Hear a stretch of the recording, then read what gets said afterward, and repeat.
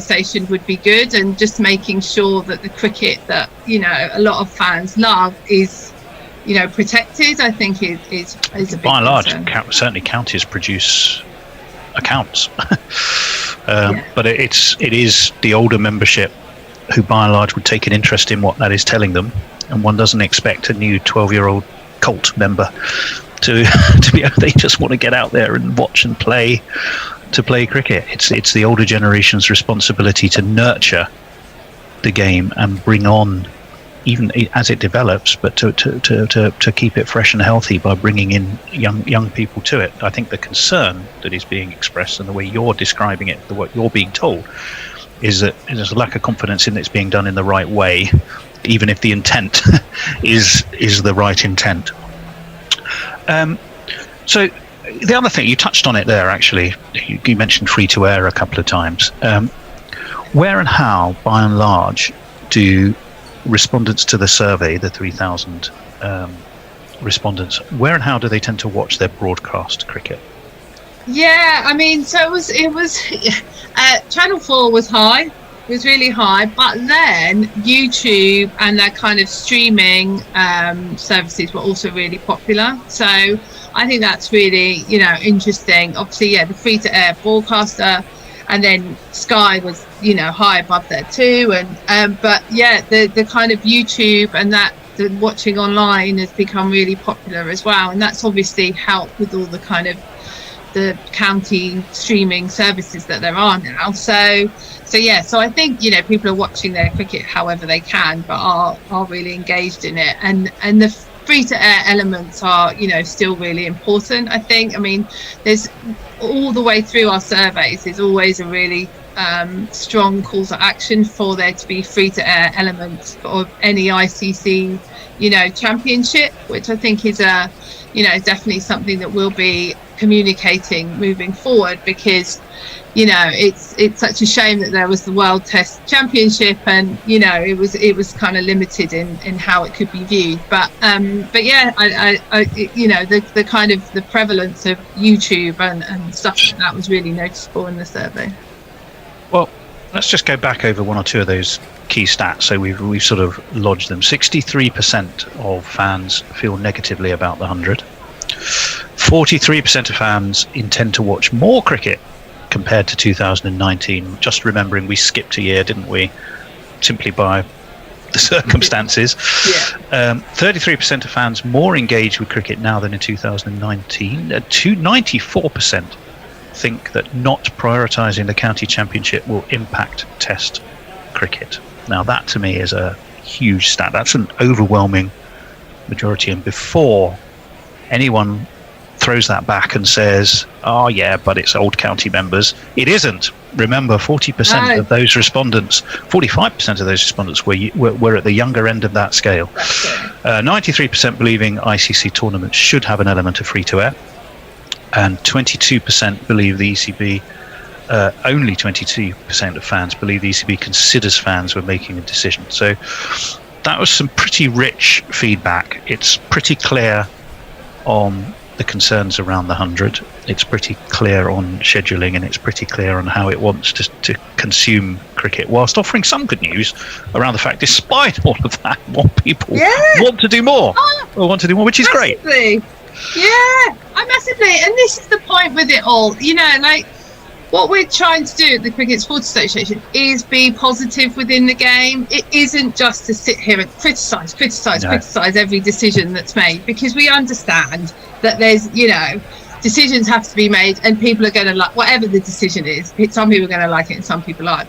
But we just passionately feel that fans and their insight and their knowledge, and it is a sport that they love, and, you know, they're so important within the game, should just have that kind of a chance to have a voice, and to have, you know, be consulted as decisions are made, and aware of all of the picture, so that, you know, yeah, I just think it's important for fans to be able to voice their opinions of what's going on. Well, Becky, thank you. That is a fantastic insight into what cricket fans think and want. What are the next steps to publicise those results? But more importantly, have them heard by the ECB. So has it been a formal presentation? Have you been to Lords with a projector and a PowerPoint and gone, guys, this is what... So talk us through the process just a little bit of how we make absolutely sure that it's seen, heard, and most importantly acted upon. Yeah, so obviously I've presented them to them as in online, but yeah, we'll continue pressure, waiting to hear back on that and continue the conversations afterwards.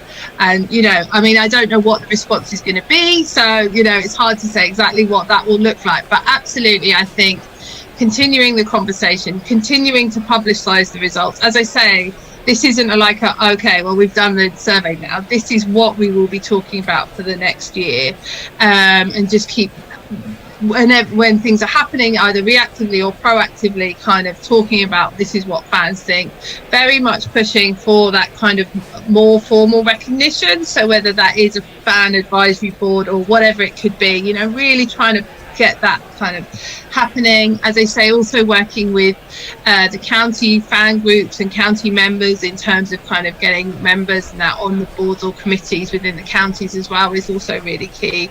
But yeah, just continuing to kind of wonderful opportunities like this where we can say about what fans are thinking, and just trying to encourage as many fans as possible to join up as well, because the stronger, the more voices we have, the stronger we will be, and the more difference we can make. So we really are, that kind of recruitment drive of fans is always really key. And as I say, we're completely free to join because we don't want any barrier for anybody. So you just have to go to cricketsupporters.com and sign up, and then you'll get the newsletter. Well, you've actually preempted my next question, which was, if any of our listeners and followers want to get involved with the Cricket Supporters Association, how can they do that? So just for one more time, give us the name of the website. Yeah, cricketsupporters.com. cricketsupporters.com. They can find you on Twitter. Where do they find you there? Your Cricket SA for Twitter. I know we can, not to be confused with the Proteas. No. Yeah, I know. And then on Facebook, we're Cricket Supporters. Okay, and really, those three, to me, having looked at the results, whilst I can't speak for 3,000 people, it seems to me the 100. What's the end game? What does success look like? How is it going to benefit other formats of the game? Direct answer, please. Can we schedule cricket in a more efficient way? Because if we want a healthy test team, we have to allow the longer form of the game to flourish. And cricket supporters are concerned about scheduling. They're concerned about the aspects of the way the game is run. How do they have a more direct voice? Those, to me, are three very direct questions that supporters via you are asking. So if I may, I think success is direct answers to direct questions. That's got to be where you're driving, right? Yeah, exactly. So yeah, I mean, that's what we're all about, is, as I say, representing the fans and then getting a response, and actually getting a voice heard, because it's all well and good doing a survey, but then if no one listens to it, then it pretty demoralizing. So that's very key to us, is actually we've asked these questions and we want to we need the answers for them. Well, Becky, that again is fantastic. Fantastic work, and I think cricket fans and supporters should be glad that someone is making such huge efforts to represent them. Not just me. Things. Oh, no, I meant you collectively. So look, thank you very, very much indeed. Once again, just for our listeners and followers for Guerrilla Cricket, remember that you can find us YouTube or Facebook via all of our podcast channels. If you want to become a Patreon, you can get that stuff first and fastest. All details for that are on our website, guerrillacricket.com. But for now, a lot of key things to ponder based on the Cricket Supporters Association 5th annual survey. Some very clear direction as to what cricket fans are thinking, and some very direct questions that are therefore heading in the direction of the ECB, for which cricket supporters demand direct action. For that, we can thank Becky Fairley-Clark and the CSA for being the conduit for that. Becky, thank you very much indeed. It's been a pleasure. Thank you so much for having me. Lovely to talk to you. Guerrilla Cricket. Revolutionary cricket commentary.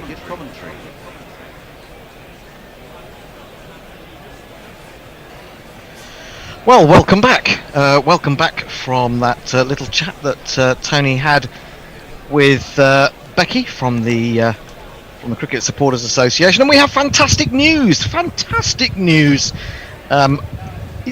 Great news, because the umpires, instead of hanging around and saying, "Oh, we'll have another inspection in 25 minutes, and then we'll have another inspection in 20 minutes, and whatever," have said we can start at 4:15. They went out at 4 o'clock and they said we can start again at 4:15, which means I haven't been looking at the radar, but has the rain completely cleared away from Nottingham? Do you know, Knackle? Well, it must have done if they're going to restart. I'm looking at a rain radar now, and yes, it looks. If I go back to the right time, it looks as though yes, it's raining in other parts of the Midlands, but it does seem to be okay enough in Nottingham. So yes, excellent. We'll get a start in 10 minutes' time. So this is a call. This is a call to all commentators who may not be paying attention to things.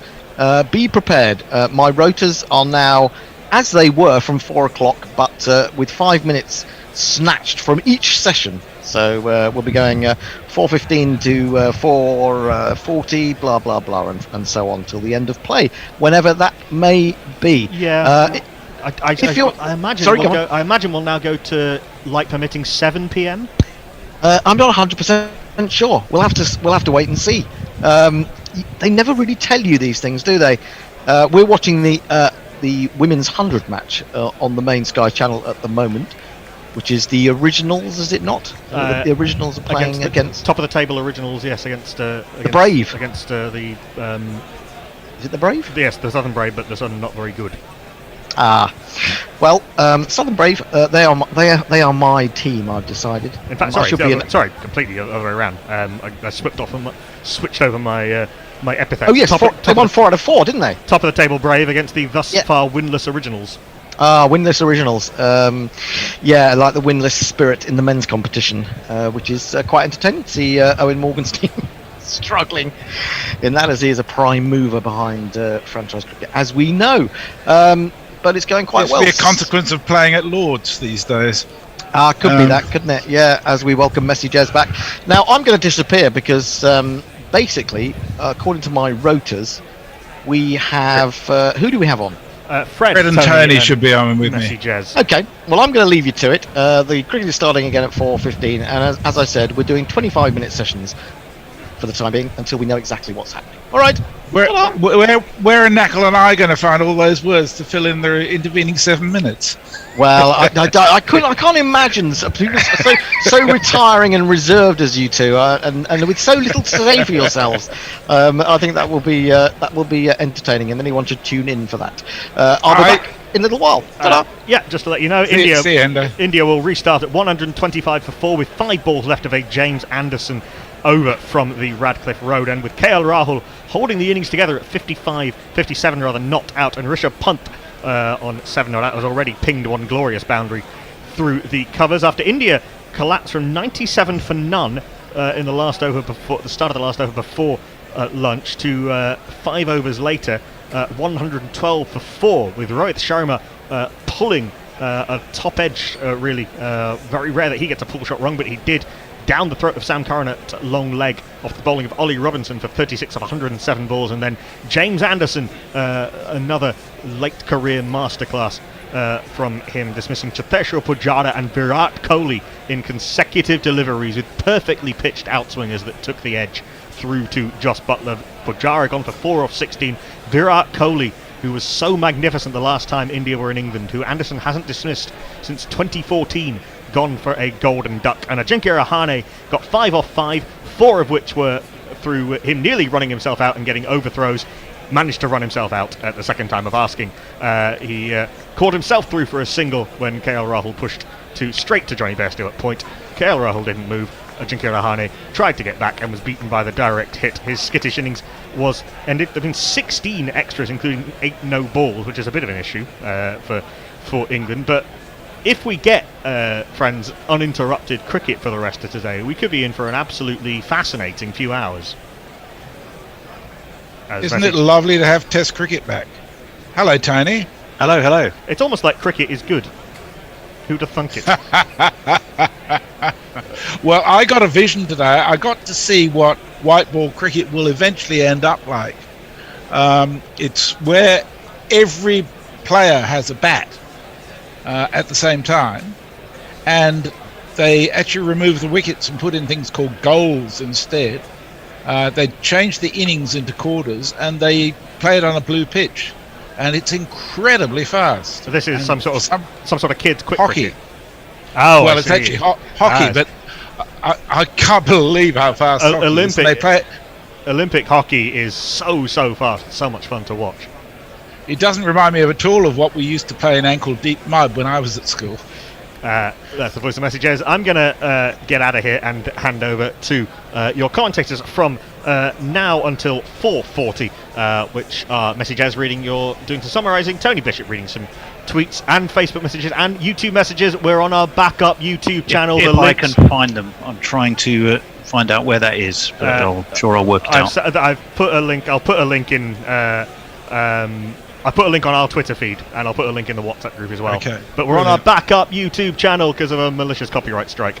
But we're live on there, live on Cricket Tracker India, live on Facebook.com/Gorilla Cricket, and live on Hot Mic as well as on our own website. I seem to have found it. Very good. And taking you through ball by ball when the play restarts in now 4 minutes' time is not Fred Titmus. Hello. I'm not sure whether channel needs changing or whether it's going to be done automatically. I think it'll be done automatically. They're doing the same thing with the feed in Australia, so I think it's... Oh yes, it has been done automatically, and we're back with recognisable cricketers as Jimmy Anderson is doing some gentle warm-up deliveries from behind the boundary rope. Joss Butler and their teammates are going through some quite gentle. I think my mostly over 50s Sunday afternoon team goes through more strenuous workouts than these lot are doing at the moment. But the good news is we're going to get some play, and we're going to get it in about 3 minutes' time as the players make their way onto the pitch, doubtless to the relief of the crowd that are there. And Knuckle is waving his hand at me, which means he probably wants to play some jingles. Jimmy, Jimmy, Jimmy, aja, aja, aja. Jimmy, Jimmy, Jimmy, aja, aja, aja. Jimmy, Jimmy, Jimmy, aja, aja, aja. Jimmy, Jimmy, Jimmy, aja, aja.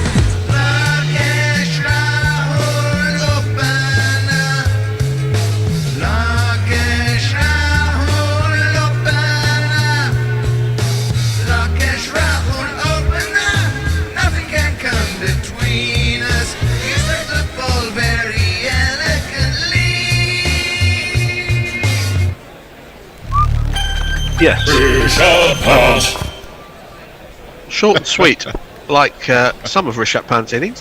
In fact, it would have been short and sweet had his shot to get off the mark, which was an absolute flay of a shot. Well, anyway, Tony, I believe you're reading the social media messages, so let's get a few of those through, perhaps, before we take the first ball. Yeah, well, I can tell you on Cricket Tracker India, Vincent Pereira saying hi, Shade Khan saying hi, Daniel Joseph, for some reason saying hi, Crick Buzz. So hello, that's not us, but hello, Daniel, anyway. Hi, Tony Bishop. So hello, Daniel, definitely, that is us. Good to talk to you. Well, that's you. That's me, anyway, yeah. As people who listen to the select audience that listens to the Gorilla Alternative podcast will know that I was talking about the counties putting odd hashtags on all their messages that they send out, and Derbyshire's one is hashtag We Are All Derbyshire, to which I reply, well, I'm not, but maybe everybody else is, but We Are All Derbyshire. It's a bit odd. Anyway, James Anderson, who's in the middle of a spell of 2 for 5 in 4.1 overs, will be bowling the first ball after the resumption. On the second day of this first test match between England and India at Trent Bridge, Nottingham, I believe we'll be playing to 7 o'clock British summer time this evening, or we can do if the weather allows us to. But anyway, let's get some cricket. As KL Rahul, who's been the rock around which this Indian innings is being built, 125 for 4. He has 57 of them off 148 deliveries. And he's seen some carnage at the other end since the ball before lunch. Rather like in England's innings, when a wicket fell just before tea and then a whole lot collapsed just after. A wicket fell just before lunch in this India innings, and then 3 fell shortly after it. So Anderson to Rahul, first ball after the resumption, right arm over the wicket. He's up to the wicket now and bowls, and that's a gentleish in-swinger which wasn't far away from the edge of Rahul's bat. In fact, he played inside it. He played inside the in-swinger and still managed for the ball to defeat his outside edge. Jimmy's been a different bowler since the lunch interval, hasn't he? Well, yes. I think we also saw the ball. Oh no! Oh no! They're coming off.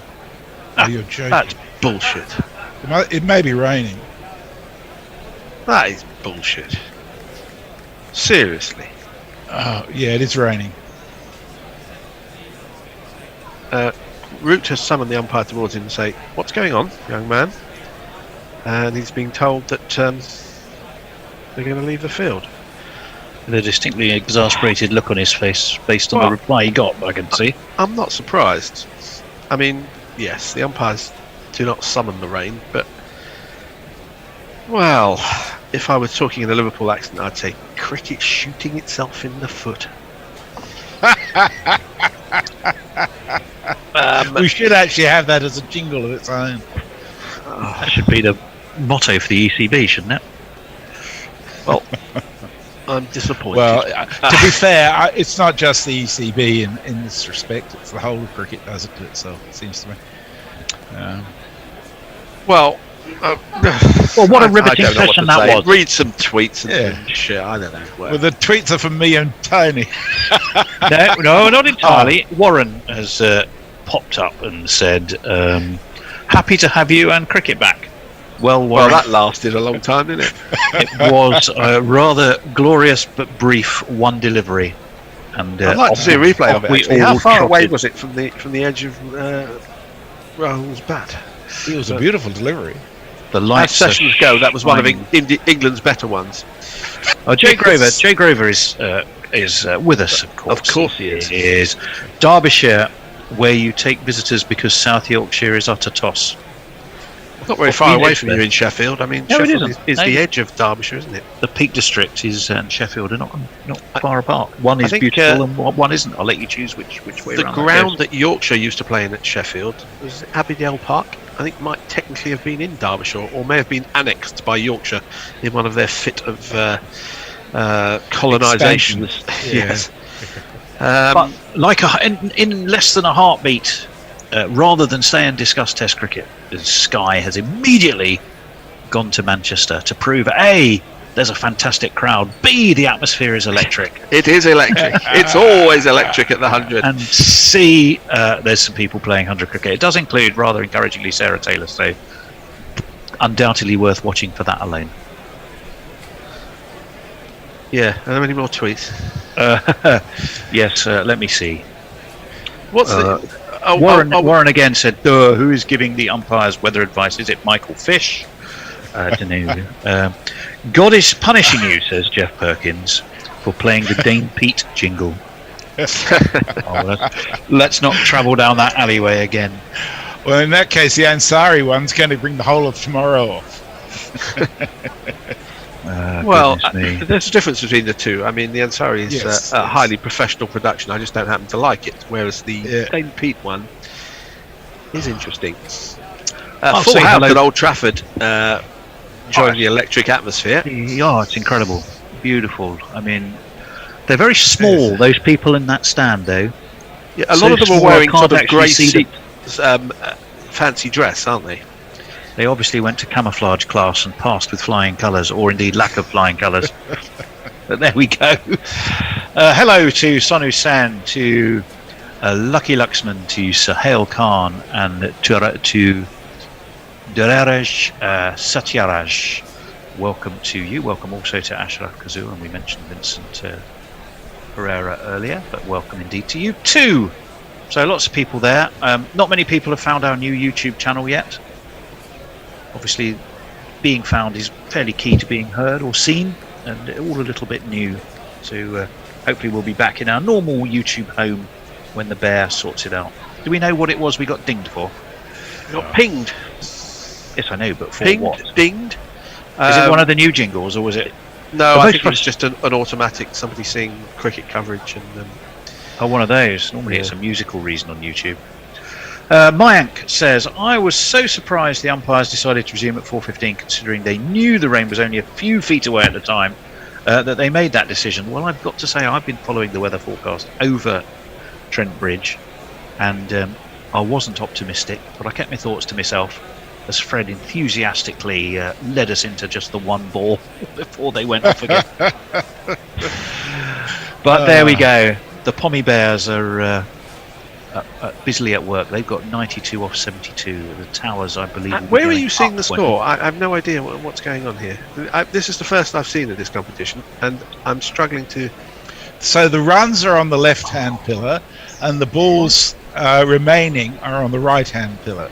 Yes. So they've scored 92 runs off 73 balls. Off 73. Yeah, because when it gets to the second innings, the one on the right-hand side shows how many balls are remaining, and the one on the left says how many they need. Those towers go up in the first innings, and they descend in the second innings.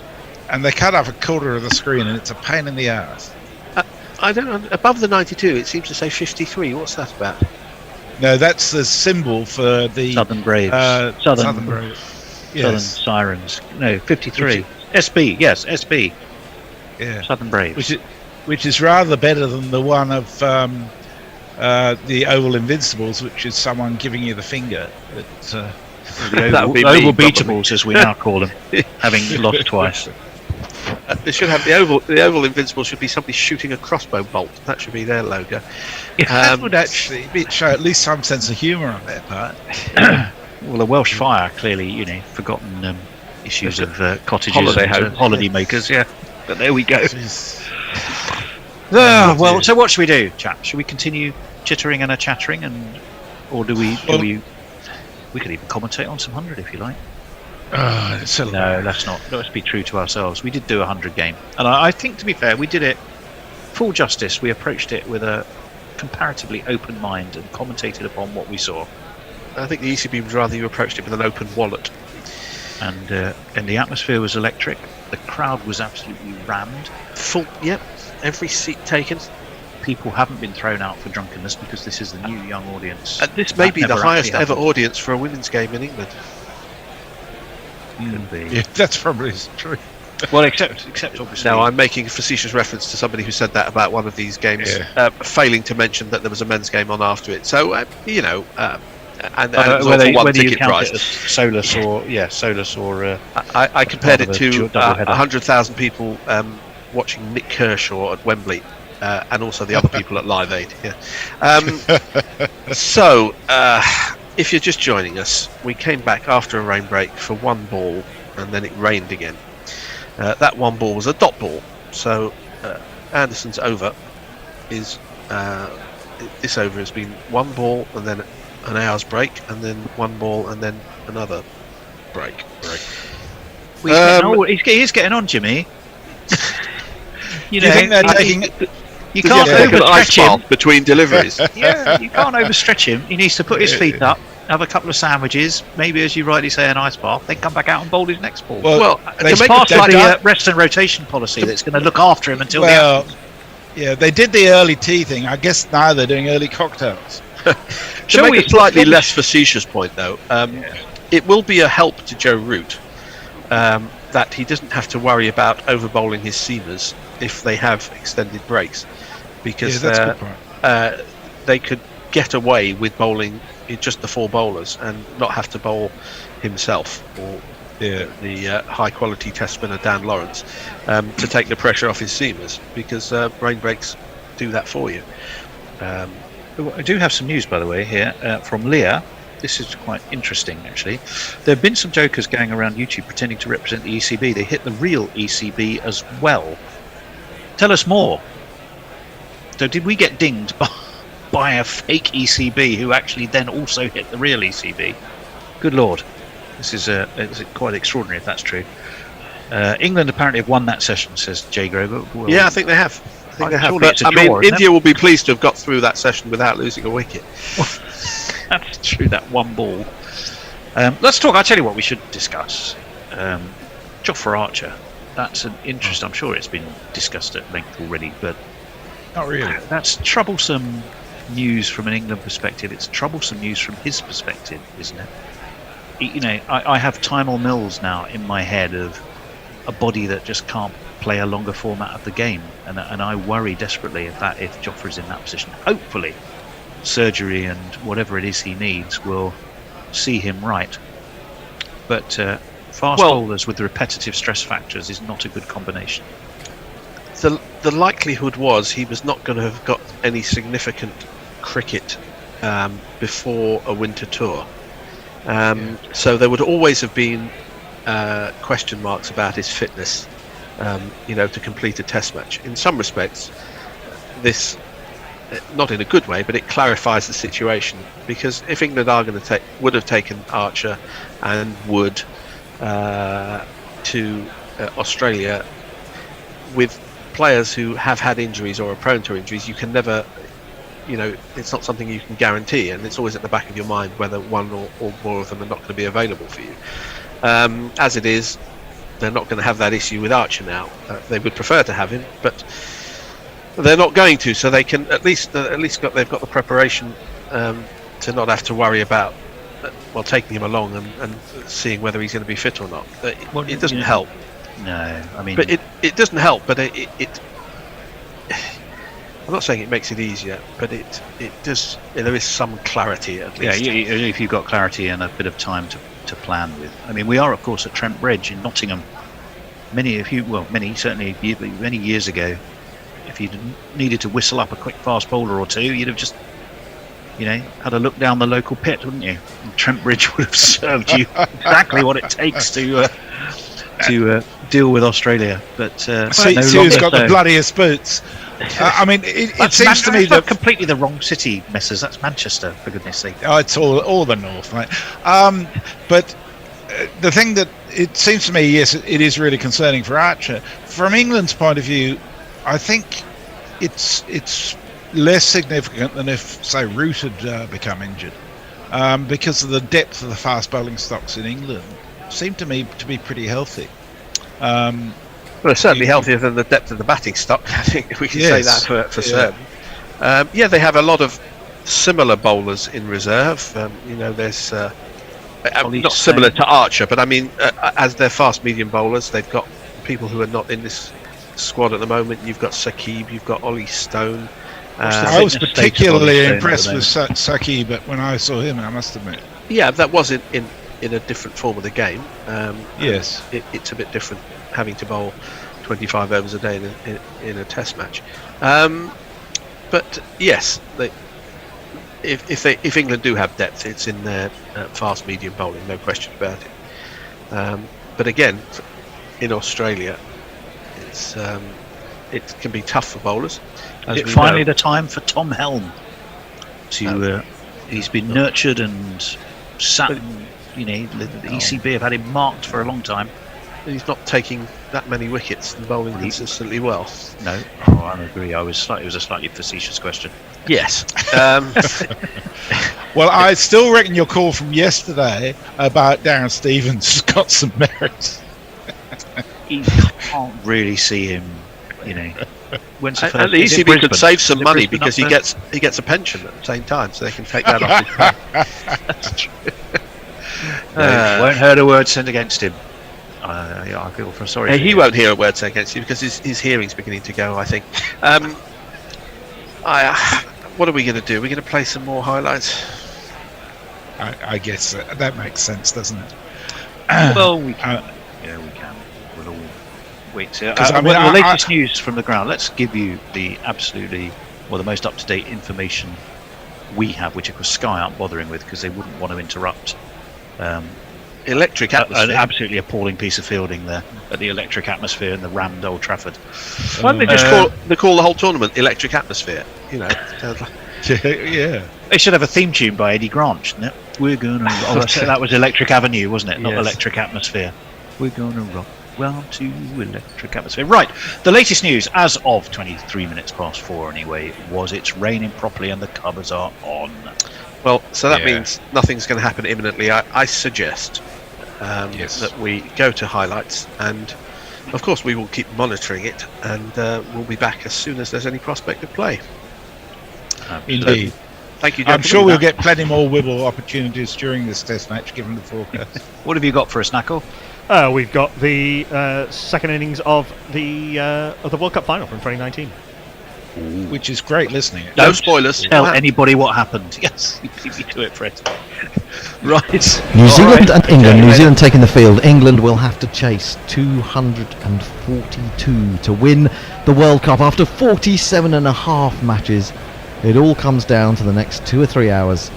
Can England get themselves over the line? I'm Gorilla Hendo, Nigel Henderson, and I'm joined on my right by none other than Paul Howarth, Grubby78. Hello everyone, this is incredibly exciting. And on my left, on your tweets, it's Pralab Gupta. Hi everyone, very much looking forward to this. Every 4 years this happens, and there's going to be some classic final moments in the Sometimes second every innings. 5 though, earlier in the Or even tournament's 3. lifetime. Oh, 87 to 92, yes, 87 that's to true. 92, Yeah, 92 to 96, and then 96 to 99. There was anyway. That's a discussion for another day. England's openers are on the way to the crease, and they are these men. Duckworth Lewis loves you. The clouds part for you. Nothing stands in your way when you're a Roy. And Johnny Best is smarter than the average Besto. Johnny Best has been this good since daycare, so all put on the wigs and let the crimson ham flow. I want the Pope to give him his own large prayer. Oh, he can hit the sixes, although it's so dark. He'd even run a 10 at Bradford Park Avenue. No other Yorkshireman can compare. I tell you, Johnny Best is smarter than the average Besto. and a man who drinks all of his drinks through a straw to be opening the bowl. How does he speak, or play the horn, or clean his teeth, or even yawn? How does he shout? How does he call? Trent Bolt's mouth is really small. He's going to be bowling from the pavilion end, hoping to make use of the slope that slopes from grandstand to moundstand to tavern of about 2.5 metres, is it, I think? And he's going to be bowling to Jason Roy. We're going to see whether this pitch is as slow and lifeless as I suggested, or whether this is in fact a good score that New Zealand have managed to put on the board. It wasn't edifying watching it. It was hard to watch, wasn't it? Hard to watch, I think. But they've got the runs on the board, and they did it against India with something very similar. It's going to be all about these first 10 overs, I think, as Trent Bolt is at the end of his run-up. Quite a lot of people still not back from their lunches, but anyway, here we go. Into Roy. Roy down the pad, that's worth a shout! And Marius Erasmus just quietly shakes his head, almost imperceptibly. And That looks interesting. They're thinking about that. Bloody close, It I'd was say. close, but maybe just going down the leg side. Yeah, that was my initial reaction as well. He's trying to review it. Well, I suppose it is Jason Roy. What a start this would be for New Zealand if Jason Roy has gone. He looks a little bit perturbed. Bairstow pats him on the chest as if to suggest, well, don't worry about it too much, but he's going to find out pretty soon. That was out, that was out, that was definitely out. Was that definitely out? I don't know. And if that's out, I want to see who's the first person on Twitter to say, we're doomed! I'm sure we've got a few of those already. Has that pitched Notably- outside leg? Nope. Oh, that's a good This is that really looked close, everyone. reasonably good. Well, it Could was it be given, umpire's it call was is the given question not mark. out, so if it's just clipping, he gets away with that. There's no inside edge that I can see. Oh, I think this could be cannoning into the middle of leg. Oh, it's not a bad delivery at all. Oh, my word.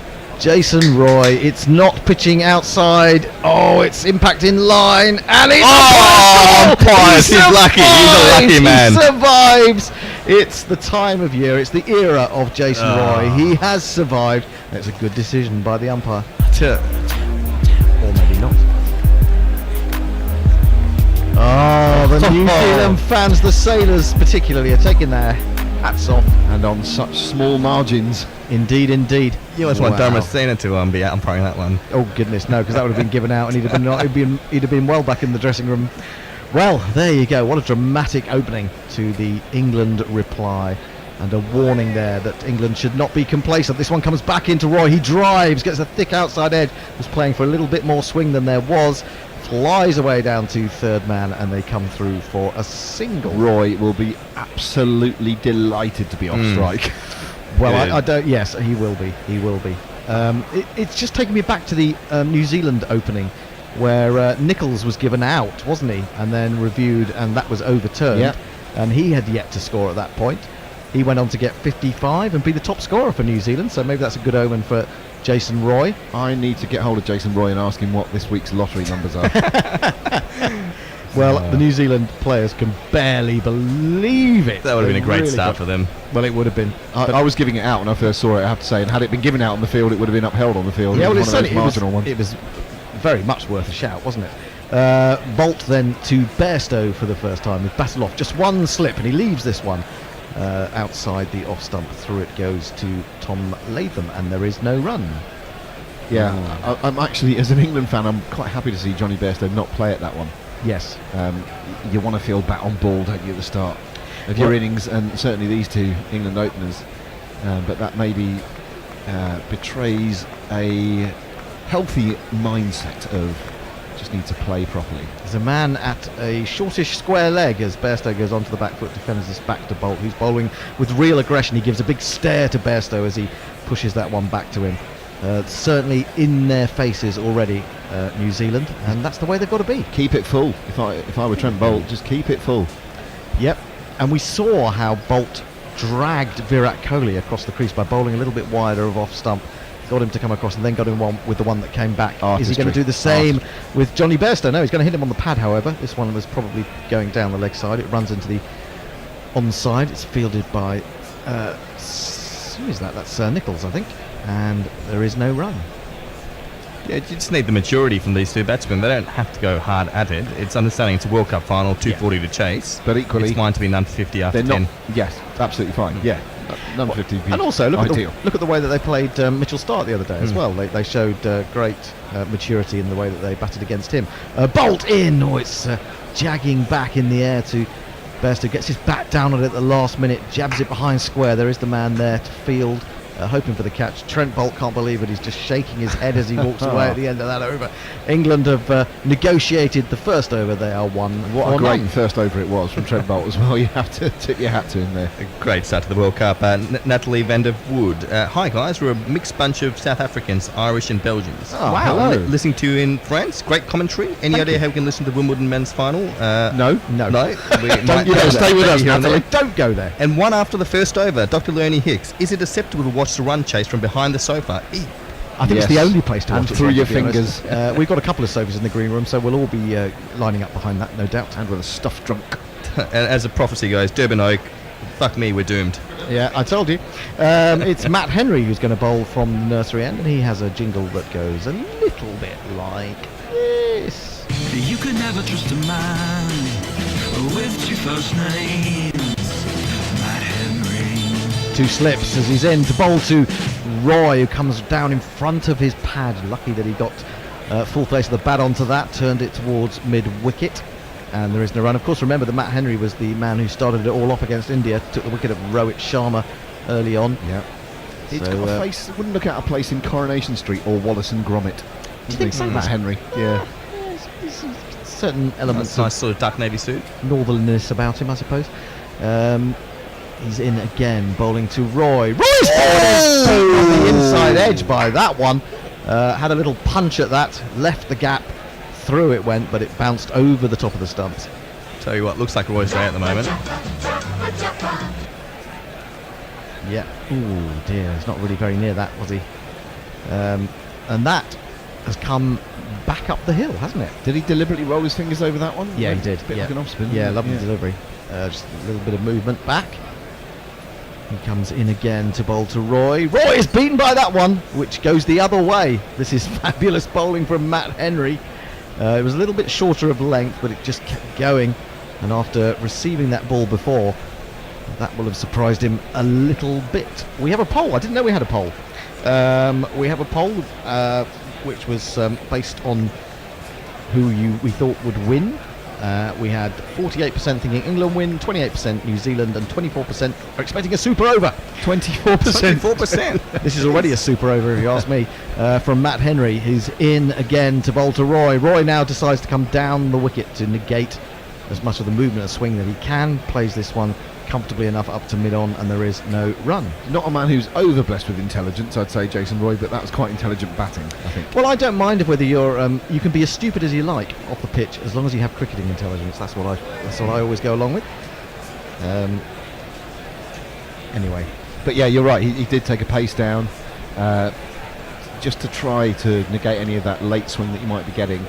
And also played it fairly comfortably in the end. Yeah, next delivery is outside the off stump and he punches up to mid-off. There is no run. Also, I suppose further down he gets, if he does get hit on the pad, if the ball does come back, he's got more leeway, hasn't he? The ball's got further to travel if there's an LBW shout.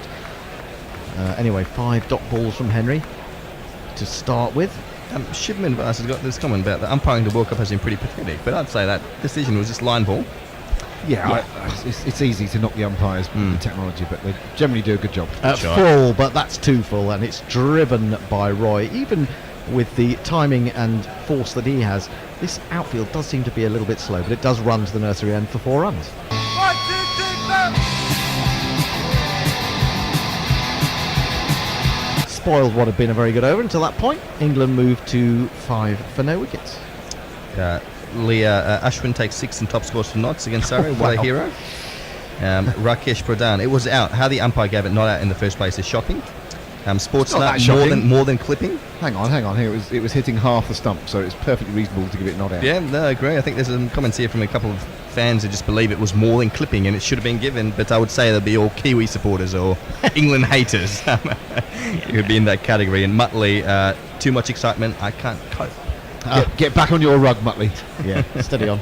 Sit down in front of that fire. Bairstow then to face Bolt in his second over, running in from the pavilion end. Oh, he throws that one wide, and it's given as a wide. Got that to go a little bit too far outside off stump. Wide. England move to 6 for no wicket. If you're just joining us on Guerrilla Cricket, where the hell have you been? Where is your note from your parents? Because you missed New Zealand getting 241 for 8. Apparently there's some other sporting events on today. I've seen some polls. This one comes back, but Bairstow just about gets back down on it, steers it to mid-wicket. Threat of Bolt's in-swinger is a big one, it has to be said. It's certainly doing something for him in a way that it didn't really do anything for Stark when Australia bowled against England on Thursday. Stark just went off the boil, didn't he? At precisely the wrong moment for his team. In a way, but I just don't think it was swinging. I mean, Behrendorff wasn't really getting it to go either. This one comes back into Bairstow again, a little bit shorter of length. Probably hit him on the thigh, runs out to the offside. I hated facing left armers when I was an opening batsman. It sounds obvious, but it is such a different angle, a different challenge. That one has hit Johnny B right in the bollocks, by the way. It is really, really hard. I was given not out by one of my teammates who was umpiring first ball of an innings. I was plumb, by the way. Yes. Absolutely plumb. It's just so hard. Bolt in again. Oh, and as he nearly drags on there, that's what I said the threat was. That often is with Johnny Bairstow when he throws his hands at the ball. He's got away with it. He's got a single as it ran down on the 45 towards fine leg. So he has his first run, a fortuitous one. Well, he dragged it onto his back leg and then rolled back towards the stumps, but fortunately for him, not onto them. And Bolt will be wondering what he's done to offend the gods of cricket. The cricket gods and with New Zealand at the moment. Bolt in again. Bowls to fabulous ball, completely Yorks Roy, but somehow that hasn't hit the stumps. It must have hit a boot or something as it was just sliding down the leg side. But he was completely done on the length of that ball. It was an absolutely delicious Yorker that swung into him. Let's have a look at this again. Oh, well, he's actually managed to get nothing on it. He managed to even lift his foot over the top of the ball.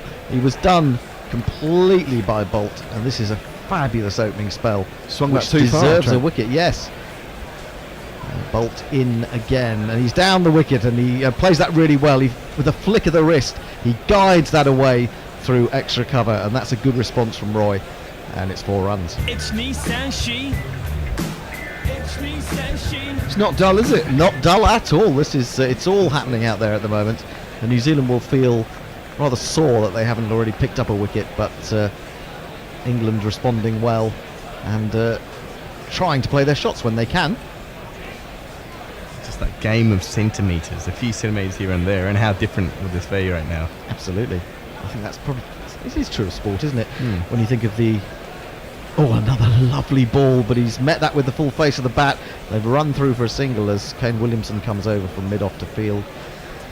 And that is the end of Bolt's second over. He'll be very upset that he has figures of none for 8, and England after 3 are 12 for no wickets. So a couple of tweets. Arthur Shire, innings break is giving me the chance to mow the lawn. Back with you in time for the inevitable England collapse. Hey! Adam Kite, delicious irony in the never trust a man with 2 first names jingle as Matt Henry balls to Jason Roy. Yeah, oh, indeed. Leah, people should stop abusing the umpires this World Cup. Not one bucknail hair among them, or Random Rudy for that matter. Random Rudy, yes. David Evans, how can that possibly be not out? Because the umpire gave it not out, would be my play on that one. And it was only hitting half a stump. Derek Willis, look, I was in church, okay? Had to be to the liturgist, which I don't know what it means. So not much chance to check the cricket, but here now. I hope that liturgist went well. Liturgist, what's that? Welcome, my son. Henry bowls ball that comes back into Roy, but Roy has lifted his bat way above his head, got it out of the way, and through the keeper it goes. It's a form of liturgy, isn't it? The liturgy, yes. The liturgy, yes. It started to go away and then hit the wicket and decided to go the other way. Well, that's great bowling, but Jason Roy is taking a step down the wicket to do all he can to negate that. Henry turns, he's in again, bowls, and it's a beauty which goes off the pitch as well as moving away in the air. He has a little bit of a fiddle for it outside off stump and is beaten by that. He nods his acknowledgement of what a good delivery that was. So we're seeing some great artistry from New Zealand here from these fast bowlers.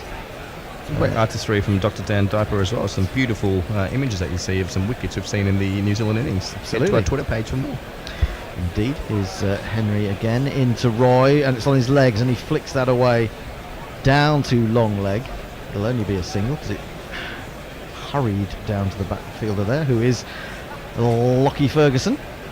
So he's got the tash now, hasn't he? He's got the 70s porn tash. He's right.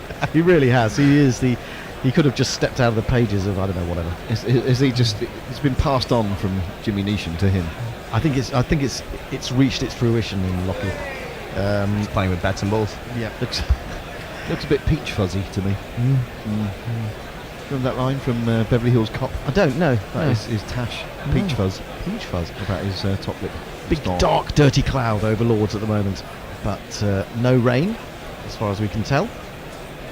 As Henry comes in from the nursery end, bowls to Bairstow, finds an outside edge as he probes forward, feeling for the ball a little bit. It runs down to third man, and they take the 1. He goes to 2. Roy has 11. It's 14 for no wickets. Anna Forsyth. Lost Twitter. I really can't cope with this. Fuck me, drink and bowl. Think about pizza, Anna. Again, thank you very much for that generous donation. I enjoyed the pizza.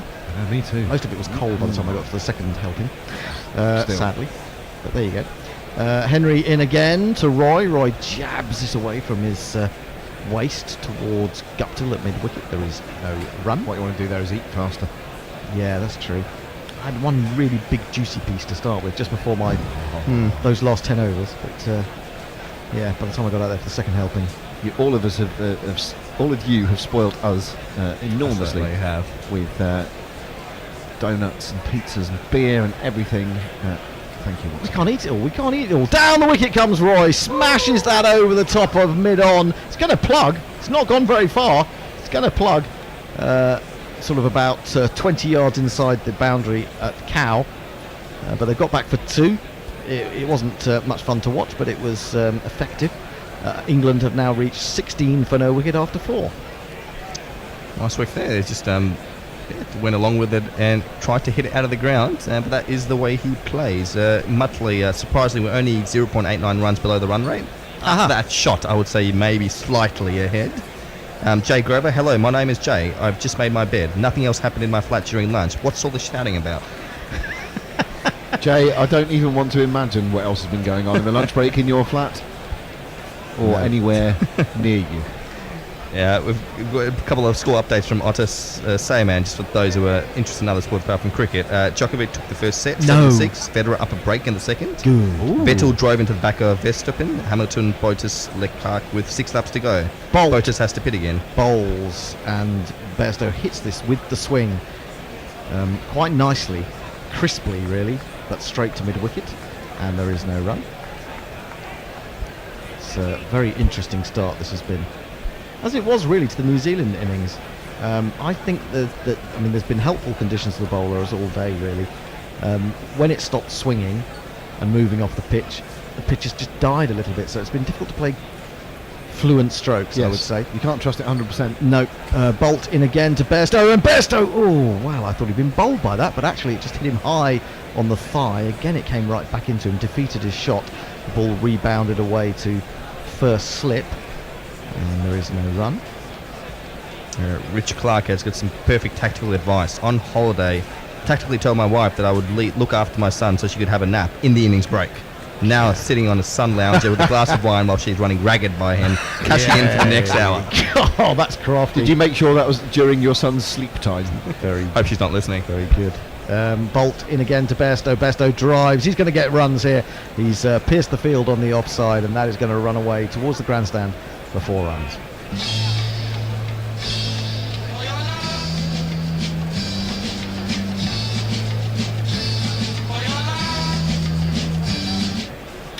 Trent Bolt stands there and wonders where the justice has gone. It's a bit like Fido Dido, doesn't he? Trent Bolt with his hair. Is. You know the little character for 7-Up? The little cartoon with his hair sticking upwards. Like his face has been caught in a lift or something. You've been working in advertising too long. Ain't that the truth? Yeah. Bolt, short one. Bairstow ducks underneath it. Through the keeper it goes. There is a man at a short backward square leg, I would say. Or perhaps you could argue it's a leg gully, but quite square. And that's the one that he just clips with the swing off his legs. Johnny with his bluely branded... bluely branded? Yeah, bluely branded Gray Nichols. Yeah. It's nice. And his nickname is Blue, isn't it? Bluey. Well, his dad was known as Bluey. Yeah. Bolt in. Oh, big full toss driven, and that will also run away for 4. Didn't get the length right there at all. Did get some swing, but it wasn't enough, and that is another boundary.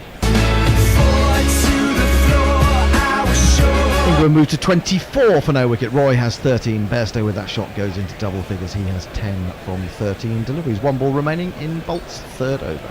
That's how you play a full toss. The Kiwis should be watching this from a left quarter.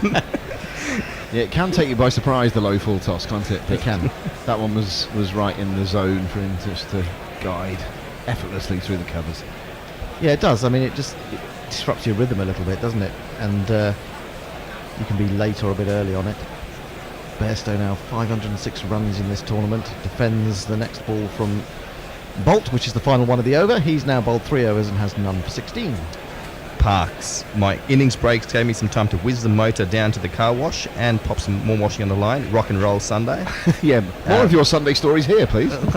Jeff Perkins is apparently thinking about creating a jingle, which no one will know what to look for or find, but there's a bit of commentary going. We should try to find it and demand and play it. But if you know which jingle it is, what? Let us know. If there's some random jingle in there, which would be pretty funny, we'd be happy to play it. Or have you just sent it? Are you just saying you've sent it to our jingles inbox? Is it something about like nothing's happening or there's no jingle for this or something? Is that the one? it could be one of those like conundrums, I saw like that the, recently. lost levels in Mario where you can't really find out which one it is. Henry continues, 2 slips. He bowls to Roy, who thumps this off the front foot up to mid-off. There is no run. Leah just with I wouldn't let Lockie play with my balls. Porn stashes are annoying. Hello, is anyone still there? We are about to restart at 5 p.m. British Summer Time, which is in 5 minutes' time. We were all excited last time and we got all of 1 ball, so I'm not going to be anything like as excited this time and just say that is the supposed start time, and we'll see what happens. Hello, Jez. You back? How are you going, Fred? I've decided not to get too excited this time because it was a bit disappointing before, wasn't it? It's 1 ball of non-stop excitement. It was a very good ball, I must say. As sessions go, it was no runs, no wickets, nothing happened, no highlights. I noticed as you spoke, Tony, there was an ad came on, just said bish bash bosh. There you go. It's my catchphrase. One of your mottos. We are due to start at 5, folks. That is the good news. Weather, of course, as we know, it happens. Who knows? It's raining here, but obviously I'm nowhere near Nottingham. Well, let's not get too excited. So we're having some difficulty with our rotors because Hendo's decided to make it very simple by I think we've just all switched to Icelandic mean time or something, according to his instructions. Well, we've just moved everything. We've moved the clock an hour forward, have we? So, hello, Reykjavik. Yeah, if you were on at 4 o'clock, you're now on at 5 o'clock. So it's us 3. Or was that an hour back? Or maybe we're in somewhere in. Yes, 5 o'clock's 4 o'clock. 5 o'clock's 4 o'clock. What time is it where you are, Messi? It's midnight. Right. But my personal clock is all over the place because I've been watching the 100 and going to bed at 4 o'clock in the morning. So 100 plus 4, almost Y on both counts. And Knackle's going is taking off with some jingle signs. Well, let's play the same jingles as we did last time. Yeah. Jimmy, Jimmy, Jimmy, aja, aja, aja. Jimmy, Jimmy, Jimmy, aja, aja, aja. Jimmy, Jimmy, Jimmy, aja, aja, aja. Jimmy, Jimmy, Jimmy, aja, aja. And the batsman.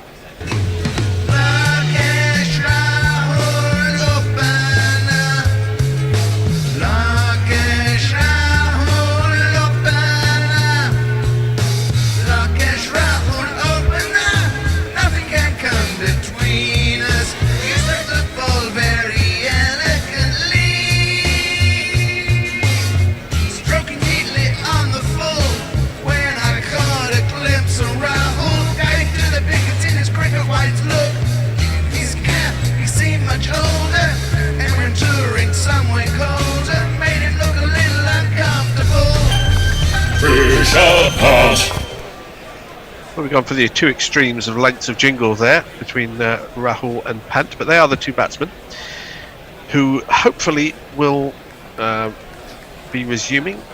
Well, they will be resuming.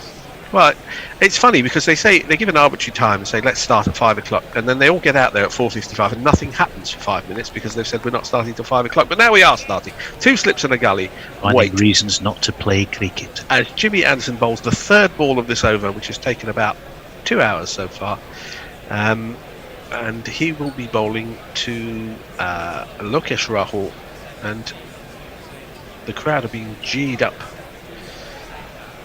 If there are any of them left, as Anderson comes in and bowls, and this is a forward defensive shot, plays it out square on the offside as Rahul, and that was the 1st ball of the session. Are we going to get another? Looks like it. They're going to play through till 7:30 if the conditions allow it. Presumably there's been loads of tweets, and we shall be bringing you those between balls and or rain delays as what's going on exactly? What is this clapping nonsense from Curran? Anderson comes in, bowls and in swinger, but seen early by Rahul. He plays this a full ball towards mid-wicket, short mid-wicket, no run. What are the tweeters saying, Tony? I will tell you, Fred. I think Curran, by the way, he'd heard you talking about Iceland, so that was the Icelandic clapping shit. From failing those football tournaments. Failing that, I can tell you, Jay Grubus is I'm pretty darned excited. It's also raining here, which means, I don't know, some meteorological shit. Neville the gnome looks damp, and I had to shut my windows. If polystyrene could be disgruntled, he would be. We're looking at umpires. I give up. Fuck this. Oh, you are kidding me. We've had 2 balls this time.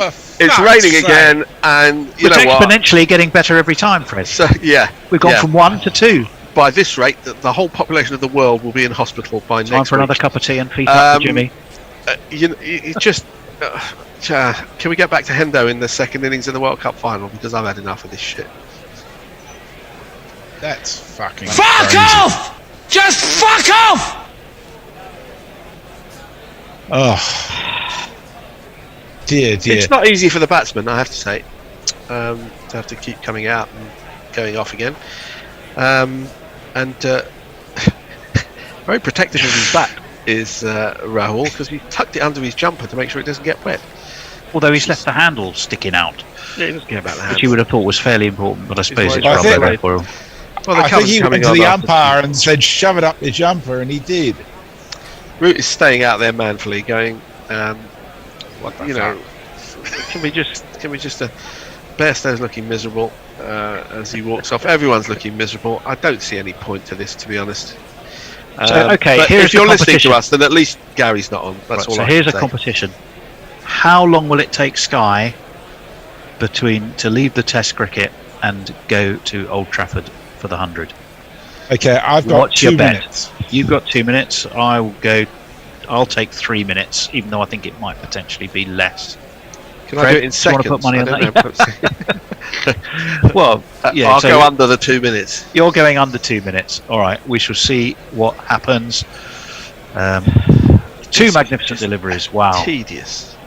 2 magnificent deliveries, no runs. And worse, if they do come back in 27 minutes' time, then Hendo's going to have to make a whole new rota. We're going to be pushed back to somewhere in the Mid-Atlantic or something.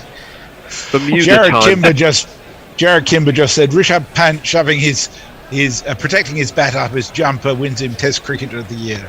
It was Pant, not Rahul. Okay, fair enough. I felt. there we go. Yeah, I've worked. They've switched to. I've definitely won that bet. I've won a bet. Yes. How's the atmosphere, do we think, in this one? I probably electric. I would have thought. Probably electric. And Do you think it's a full house? Every seat has been sold. For It looks a 100. bit damp to me. Well, Oh dear. The towers will be descending. 113 Frankly- needed off 92. 11 without loss, apparently. I don't know. I've got nothing to say. Whatever. Talk away. Tweets. Shit. I don't know. Okay, I will catch us up on any social media messages, but I don't think people have had much time to actually do that. Jeff Perkins said, "You got your wish, just." I'm not That sure was what in wish that response to was. me saying we were back for more, and hopefully this session would last more than one ball. Okay. Hello to Anand Shetty and a few people on Cricket Tracker. Has anyone found our YouTube channel? I don't think they have. No. We've created a new YouTube channel to get ourselves out there, but somehow no one seems to be able to find it. Or they've just Maybe given they're up. not looking. Or maybe they've... Leah, hello. No, we do have some. Leah says, England pulling the same dirty stop-start, stop-go-out, get-out again tricks as Lords in 2018, I see. Should be WTC points for violating the spirit of the game. It's not England's fault. It's the umpires. Once the umpires have made a decision, the decision's made. It's no longer the players' consideration. They have no say in it. England would very much like to For be what out it's there. worth, Root would desperately want, as Fred quite rightly says, desperately want to be out there. They've got a few wickets. The ball's turning. Swinging. Sorry, the ball's swinging. It's not turning. And even if it was, that's the last thing we want. I know Jimmy's slow, but he's not that slow. Well, he's gone for another lie down. I don't know. Yeah. This is going to be the most disruptive over in Test cricket. I think. I'm sure there have been others. Matches that have One, ridiculously long. then one, then two. He's still got 2 balls to go. It could be another 2 breaks. Well, now just to make things even more confusing. Does anyone understand, Hendo's? You are now the correct number of balls crew. We were the 1 ball crew earlier. Now we're the 2 ball crew. Now I've got it. Yeah. After that, we become an anatomical freak show. We're the what's the word I'm looking for? Tri-Orchid crew. Isn't that the name for someone who is blessed to the tune of an additional 50% in the testicular department? I'm glad you know that, and I'm wondering how actually. But I don't know. But look it up. Oh dear. I'm pretty sure I'm right, and I genuinely don't know how or why I would have even cause to know that, but it just somehow it's stuck in my head. 2 hours and 35 minutes this over has taken, and we've only had 4 balls. Cricket shooting itself in the foot again. I'm going to look it up, but now I'm thinking about it. You talk amongst yourselves. I don't think we will talk amongst ourselves. Let's put on some highlights. We'll go back to the World Cup. And if anyone's listening, well, hello, goodbye. I'm actually quite enjoying re-listening to the World Cup. It brings back very pleasant memories of that day. Yeah, what happened? No spoilers. Triorchidism, which refers to the presence of 3 testes, is the most frequent presentation, and the supernumerary testis is often located in the left side of the scrotum. So well, thank you for that, Tony. And on that wonderful note, we shall return you to highlights of England versus New Zealand, the World Cup final on 14th of July 2000. And now I've officially got the sack. On display there, all the people oh God, 3 balls, Bishop. It is National Gallery, and Portrait Gallery, isn't it? Portrait Gallery, that's the one.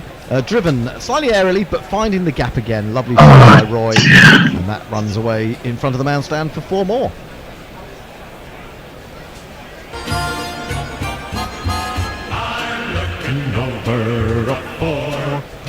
28 for no wicket. England's batsman beginning to play a few shots. That wasn't that far away from Mitchell Santner at extra cover. Spidery, isn't he, Santner? He is very spidery, yes, Yeah. the way he moves, yes.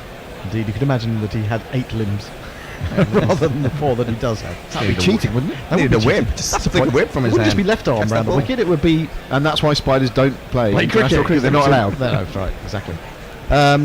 Here is Henry again into Roy, who drives down the line of the ball, but the ball actually deviates away from him, and he is beaten by that one. He acknowledges that was a decent delivery, and so very sporting from him. Went quite late as well. Lovely delivery, really, from Henry. I want to keep calling him Henri. Henri. For some reason. Mathieu Henri. Indeed. The French New Zealander. Is coming in again from the nursery end to Roy, and Roy's got an edge to that one. I think it's just been taken by Latham diving forward, and finally Matt Henry and New Zealand themselves have something to cheer about, because that was an absolute beauty. Roy is on his way. He's made 17. England are 28 for 1, and they're doomed.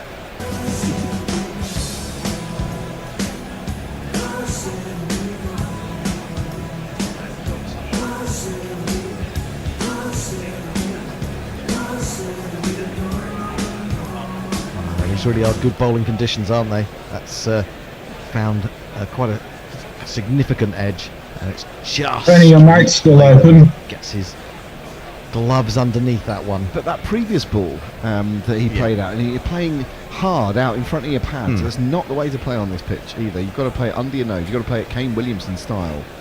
And I know that's not Jason Roy's natural game, but he went hard at another one there, and he's paid the price this time. Yeah, well, again, I think it's something to do with the pace off the pitch. He's reaching for it, thinking it's going to be there a little bit earlier than it is.